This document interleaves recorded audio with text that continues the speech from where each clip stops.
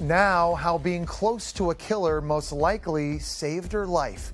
After nearly 45 years, a former girlfriend of serial murderer Ted Bundy is speaking out about the man that she thought she knew and how his horrendous killing spree haunts her even to this day. Chief investigative reporter Laura Collins sat down with the now 71-year-old whose identity we're concealing to protect her privacy. It's a Daily Mail TV exclusive that you'll only see here. I just escaped being killed. That's the shocking conclusion Ted Bundy's ex-girlfriend came to after learning Bundy was indeed a serial killer who confessed to mutilating and murdering 30 women, admitting he must have gotten a sexual thrill out of killing. I'll never forget one night. I woke up in the middle of the night. I said, "Ted, what are you doing?" And he said, "Oh, I'm just looking at my knives." The pair met in the summer of 1974 in Utah, both renting apartments in the same Salt Lake City home. His was above hers. While they did share a bed more than once, the former girlfriend wouldn't divulge details of their intimacy, only revealing that they did date. We didn't go out because we didn't have a lot of money, but he would make a nice hamburger, and we would sit in his kitchen with a little TV on the table, and we would listen to the news. Did he ever comment on the murders of young women that were being reported at the time? He was totally vacant. He wouldn't make any reaction.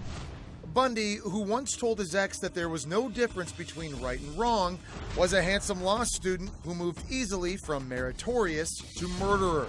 A psychopath is who he was. I don't think I ever saw a real, sincere Ted Bundy. I never saw him cry. His laugh was forced. He played the part really well.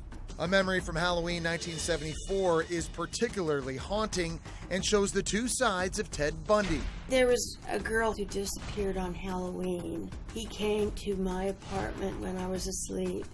He woke me up and he said, "I want to tell you, your door is open and unlocked." I said, "Oh, thanks, Ted. You know, he did a good deed."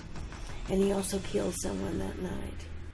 Bundy was eventually arrested in May of 1975 and charged with kidnapping after one of his victims, Carol Durant, actually escaped his VW before he could take her down. Out on bail, he visited his former flame several times, even though they were no longer involved. But after learning she'd spoken with police, Bundy finally showed her his dark side, frightening her with thinly veiled threats. I had a macrame rope hanger. He said, "That looks like a strong rope."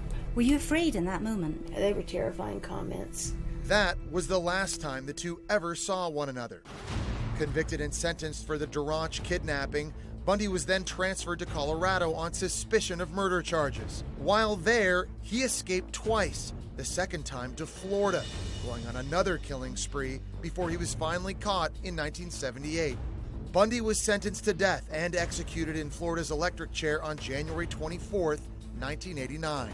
I was glad because Ted was such a menace to society.